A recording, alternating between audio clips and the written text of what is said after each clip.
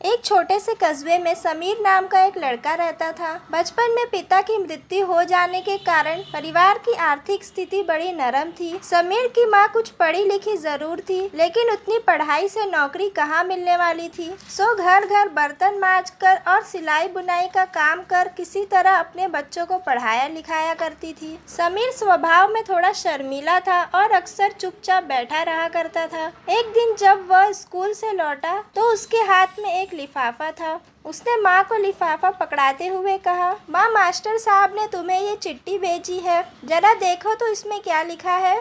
माँ ने मन ही मन चिट्ठी पढ़ी और मुस्कुराते हुए बोली, बेटा, इसमें लिखा है कि आपका बेटा काफ़ी होशियार है। इस स्कूल के बाकी बच्चों की तुलना में इसका दिमाग बहुत तेज है और हमारे पास इसे पढ़ाने लायक शिक्षक नहीं है, इसलिए कल से आप इसे किसी और स्कूल में भेजना।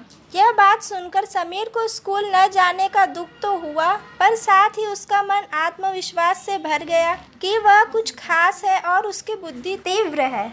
माँ ने उसका दाखिला एक अन्य स्कूल में करा दिया। समय बीतने लगा। समीर ने खूब मेहनत से पढ़ाई की। आगे चलकर उसने सिविल सर्विसेज परीक्षा भी पास की और IAS ऑफिसर बन गया। समीर की माँ अब बूढ़ी हो चुकी थी और कई दिनों से बीमार भी चल रही थी और एक दिन अचानक उसकी मृत्यु हो गई। समीर के लिए यह बहुत बड़ा आघात था। वह बिलख बिलख कर रोने लगा। उसे समझ नहीं आ रहा था कि अब वह अपनी माँ के बिना कैसे जिएगा।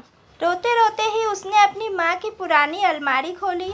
उस अलमारी में समीर ने पुरानी खिलौने और बचपन के कपड़े तक संभाल कर रखे हुए थे। समीर एक एक कर सारी चीजें निकालने लगा और तभी उसकी नज़र एक पुरानी चिट्ठी पर पड़ी। दरअसल ये वही चिट्ठी थी जो मास्टर साहब ने उसे 18 साल पहले दी थी। नम आंखों से समीर उसे पढ़ने लगा।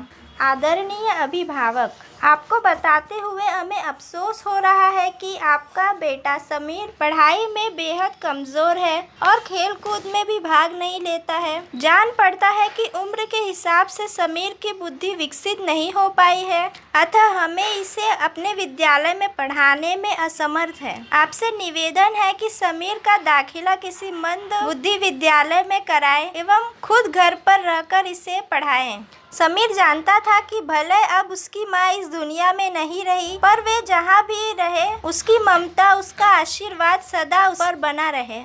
तो दोस्तों, भगवान सभी जगह पर नहीं आ सकते, इसलिए उन्होंने माँ बनाई। माँ से बढ़कर त्याग और तात्पर्य की मूरत भला और कौन हो सकता है। हम पढ़ लिख ले, बड़े होकर कुछ बन जाए, इसके लिए वो चुपचाप न जाने कितनी कुर्बानियाँ देती हैं, अपनी ज़रूरतें मार कर हमारे शौक पूरी करती हैं।